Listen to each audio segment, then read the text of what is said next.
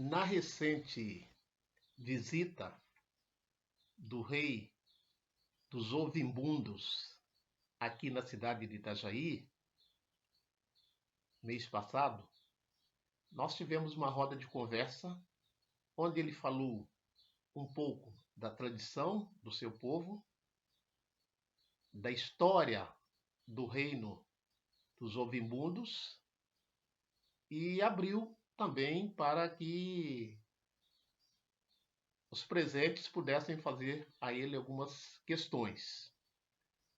Então foi-lhe perguntado sobre a existência ou não da rainha Nzinga Mbandi, conhecida no Brasil como Rainha Ginga, sobretudo nas congadas, nos moçambiques, nos cacumbis, nessas atividades lúdicas, culturais e religiosas, são mencionadas as ações da rainha Nzinga.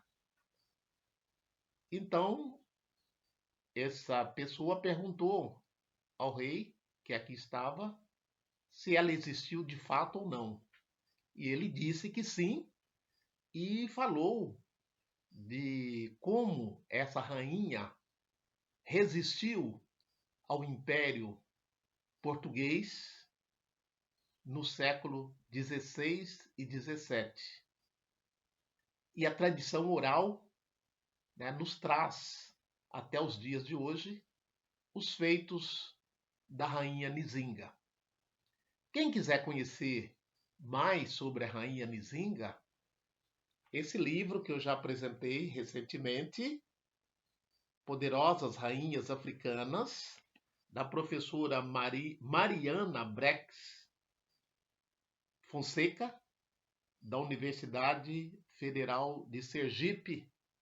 Ela traz Nzinga e outras mulheres que fizeram a história, fizeram e fazem história do continente africano, seja no período colonial, seja na contemporaneidade. Na nossa postagem anterior, nós falamos de Josina Machel, a companheira de Samura Machel. Então aqui nós vamos trazer alguns conhecimentos que Mariana nos oferece sobre a mulher africana a partir da rainha Nzinga, também conhecida como Rainha Ginga.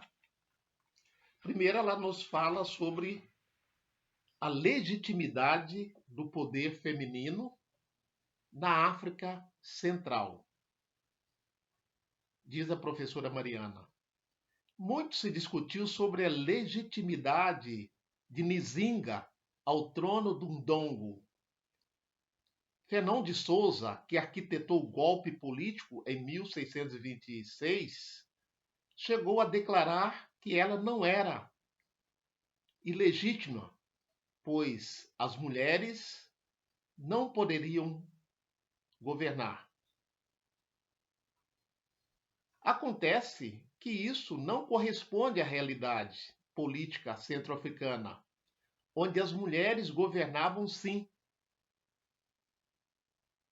Ngola Mussuri, o rei ferreiro fundador, foi sucedido por 2 vezes de suas filhas, Zunda de Angola e depois Tunda de Angola. Em Matamba, o poder era exercido tradicionalmente por mulheres que detinham o título de Cambolo. Se Nzinga teve que lutar muito para defender seu direito de governar, depois de sua morte, o poder feminino tornou-se mais regra do que exceção. O século XVIII, o Ndongo Matamba, foi governado por várias mulheres que usavam o título de Rainha Ginga, e mantiveram uma postura de enfrentamento aos portugueses.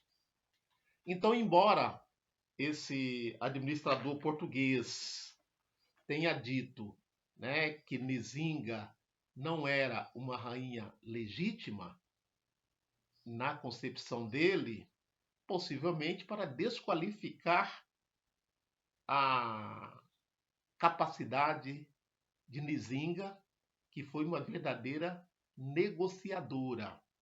Inclusive, quem falou dessa negociação de Nzinga com o rei de Portugal, inclusive mediada pelo Papa na época, e também dos acordos que Nzinga fizeram com outros reis, né, da região de Angola para lutarem conjuntamente contra os colonizadores, foi um seu contemporâneo, né? Um padre na época que inclusive foi o confessor de, de Nzinga quando ela, em determinado momento de sua vida, aderiu ao cristianismo, ao catolicismo, né?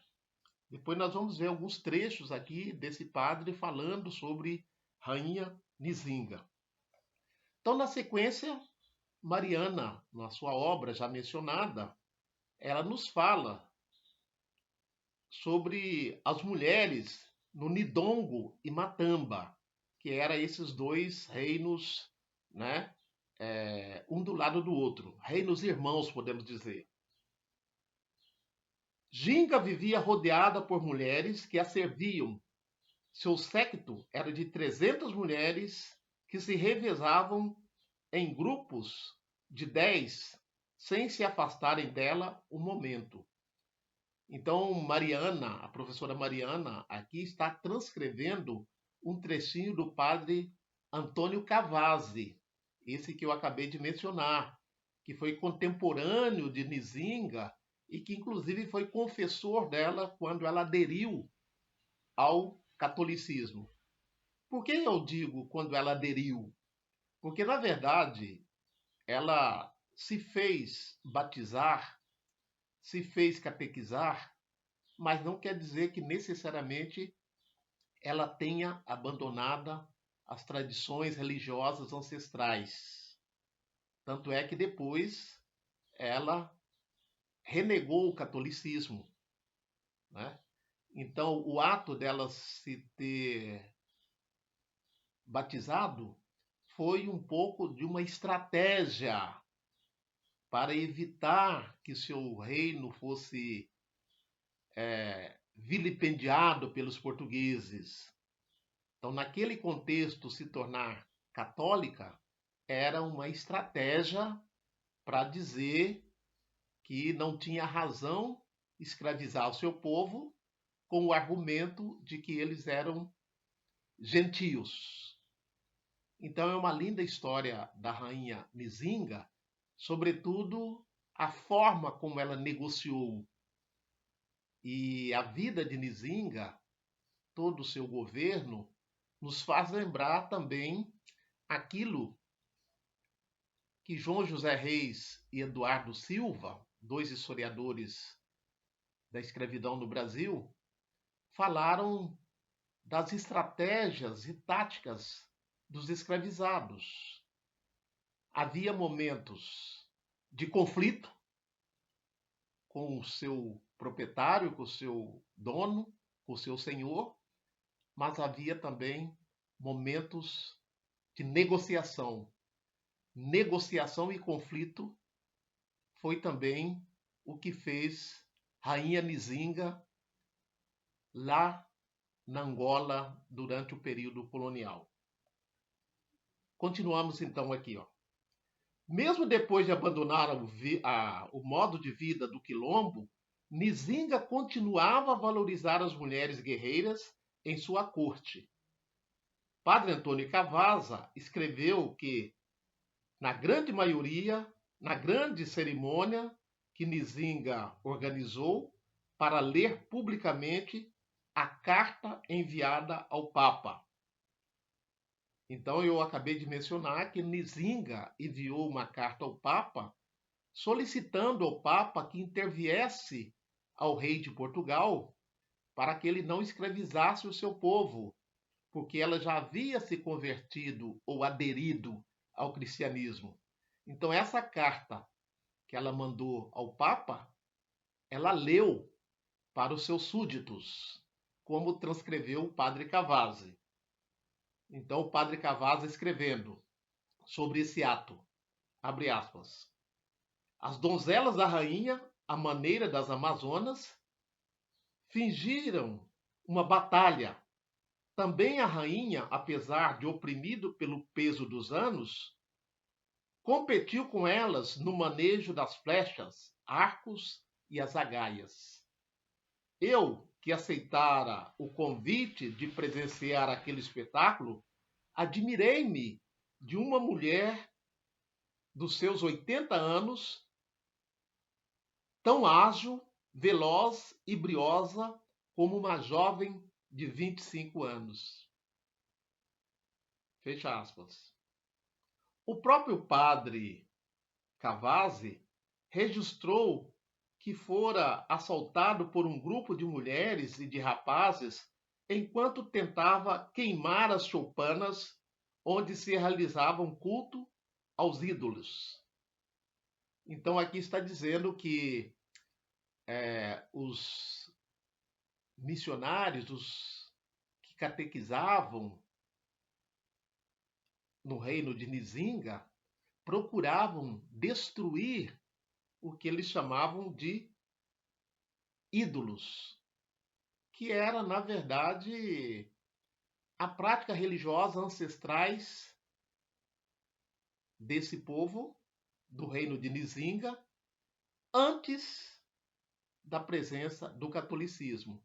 Isso quer dizer que mesmo Nzinga e o seu reino tendo aderido ao catolicismo, ao cristianismo, na prática, nos bastidores, dentro de casa, as pessoas continuavam fazendo os seus cultos tradicionais. Por isso que o padre e seus assessores foram lá queimar, né, esses gongás, vamos dizer assim, né, esses altares que existiam dentro das residências para fazer referência aos seus ancestrais. Na corte de Angola, também as mulheres eram as principais sacerdotisas. É o padre Cavazzi que continua dizendo. A presença das mulheres era essencial nos rituais de xingulamento, um ato religioso, um ritual religioso. Em uma dessas cerimônias, 20 homens e 20 mulheres do povo foram escolhidos para invocar os espíritos de Nzinga,